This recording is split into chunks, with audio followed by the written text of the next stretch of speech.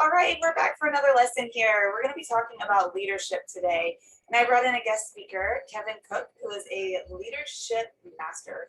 He is a leadership coach, and he is just wonderful. So I'm going to let him take it away and talk a little bit about leadership and why it is so important to understand this role as an owner, as an operator, to be working with your team. So, Kevin, welcome. Thank you for being here.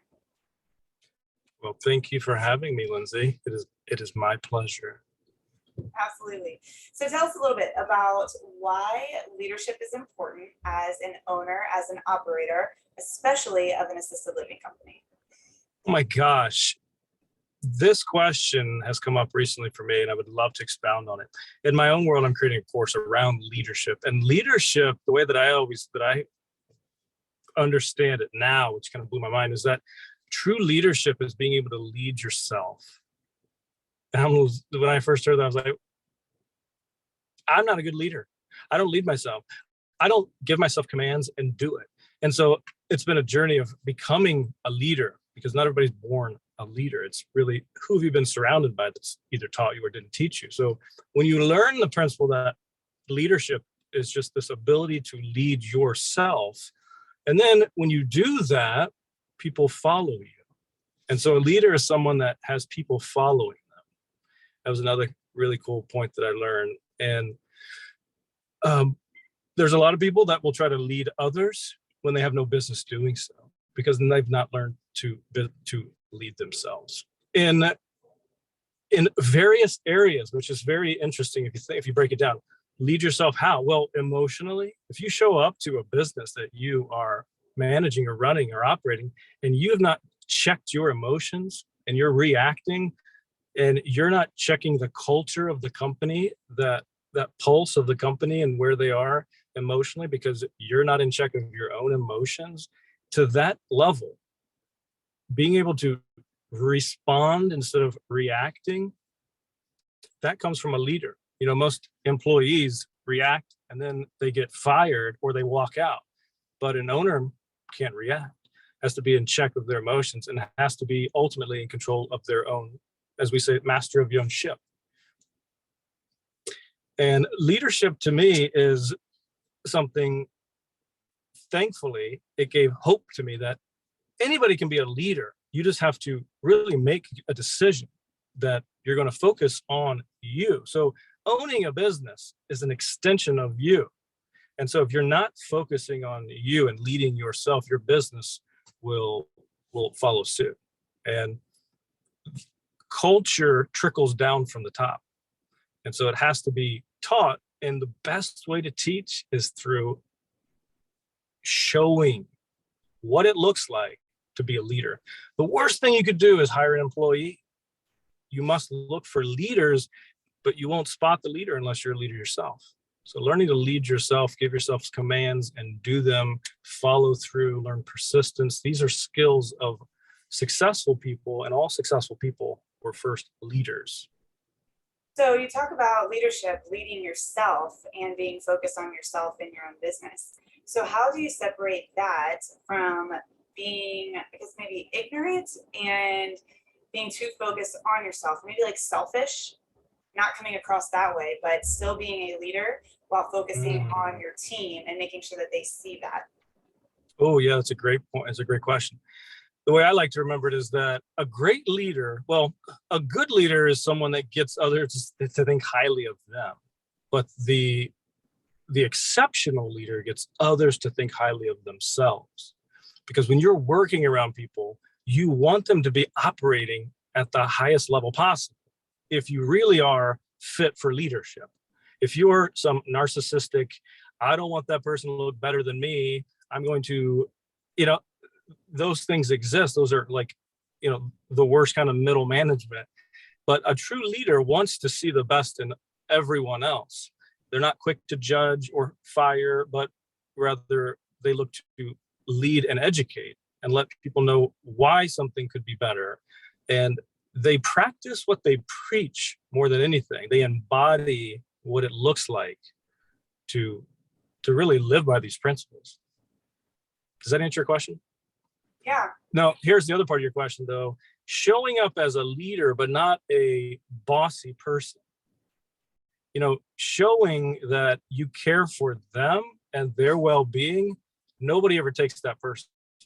Like, you're always trying to help me. No one's going to say that. So if you're always looking out for the other person, they'll go to war for you. And that's the mark of a true leader. It's not about authority over. It's not about, like how you say, I'm not trying to impress you, but to impress upon you.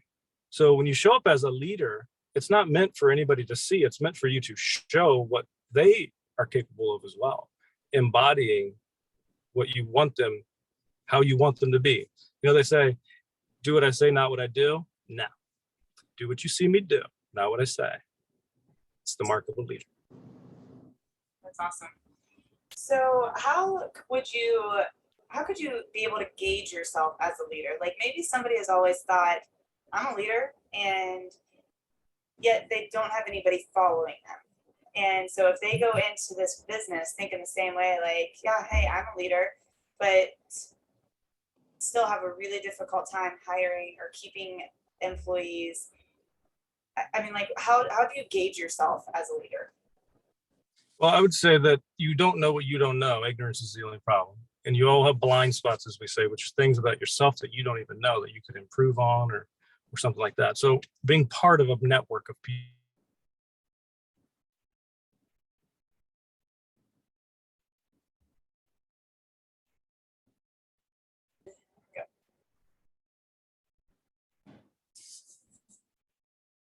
Can you hear me? Yeah. Okay. So go ahead. All right, cool. Yeah. So we were talking about, I believe that was the question. Like, how do you prevent yourself from being like just showing up as like a boss instead of like a true leader? Was that the question? Yeah, and how to really like gauge yourself as a leader, even if you say, hey, yes, I'm a leader, but yet the might be reflected on how people are following. Yeah, we were talking about the power of being in a group or a network or a mastermind, if you will, where you're constantly growing as a person. A leader is constantly growing. A leader is not someone that knows it all and now gets to just lead and they have all the authority and the say so. It's about someone that's always learning and instills that in other people, always growing, always developing a sense of awareness of who you really are and what you're capable of, because whatever it is you're choosing to do, whatever business, you're going to have potentially other people you're impacting in the business, hopefully, especially in REL. So you have employees, you have people that are running the show, and you also have the patients. So you have, or these loved ones of your own and other people. So it's very serious. And how are you showing up? Are you showing up as a leader that takes care of business? And how do you know you are? How do you know you're growing? How do you know, unless you are surrounding yourself with networks of people that are also doing what you're doing so you can grow in that regard, but also people that are growing as a person, that are growing as people, I should say, and constantly evolving your leadership qualities. Because leadership is not one thing. It's about developing these qualities that you start to embody more regularly. And then you become a leader. You don't act like a leader at a job. You are a leader or you're not a leader. And it really comes down to a decision. You say, I choose to be a leader now. Well, that comes with it some responsibility. So studying what a leader is and what qualities are is half the battle. And then developing those qualities is the other half. And that's a lifelong process. No one says, I'm a master, because you're only master if you're learning. So it's kind of this conundrum where, well, are you really there yet? Chicken or the egg? Constantly learning and growing. That's really the mark of a leader, in my opinion. Yeah, studying your craft and surrounding yourself with other people studying the craft that can help you see you. I mean, that's just what it's all about. Yeah, that's great. Can you give me an example of a really great leader and what made them a great leader? Somebody that other people could relate to or recognize. A leader that other people can recognize. If you think about it, I think of it like a leader is someone that has invented something, that has decided that there's a better way of doing things, something, and then they've created that better way. And then it impacted the whole world. They've led the charge, so to speak, in that new endeavor, like the Wright brothers, people that we think about when we think of successful people that have paved the path. And then we can look at their qualities and say, well, what could I develop in my own sense of self that would reflect what he has, that would also lead me to have more success. And any new invention that comes to be, even the idea of doing what you're doing as a business owner in this realm, that is unique from the 75% or people that don't even mess with real estate, that don't even mess with how can I give back in a bigger way? How can I make a bigger impact, even if that's a bigger impact in my wallet, so that I can impact the world in a better way? You know, not everybody thinks that way. So even being involved in entrepreneurial efforts or business efforts is the mark of someone that's at least attempting to become a leader. And becoming is a practice. It's a practice. You practice being a certain thing, embodying certain principles. And, you know, you look at the most successful people, they'll be the ones that feel the most broke or the most like I need to grow more, because it's just an endeavor that you never end. It's a journey of constant evolution. It doesn't deviate from that with leadership, whatever. That's awesome. So if I came to you and I said, all right, Kevin, starting this business, something new that I've never really done before, but I'm learning and growing, and you're talking about leadership. So today, how can I enhance my leadership skills or take a step today in becoming a stronger leader? I mean, first, what I did when I realized that I was lacking in certain leadership qualities is that I started studying myself. And then basically when I was studying myself, I started asking myself questions like, who am I? What do I want? Why am I here? What am I doing?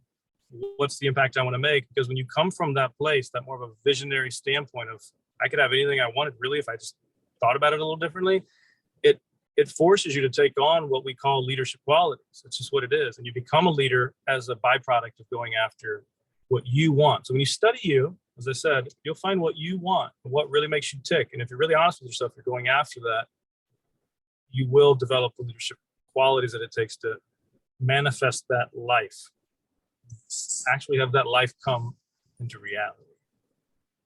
Awesome. Well, that is a really great lesson in leadership. Is there anything else that you would like to add? Yes. Okay. Wake up every day and kiss yourself. Seriously. And be grateful for the person inside that mirror that gets a chance to even be considered a leader. That gets a chance to own a business and change and impact people.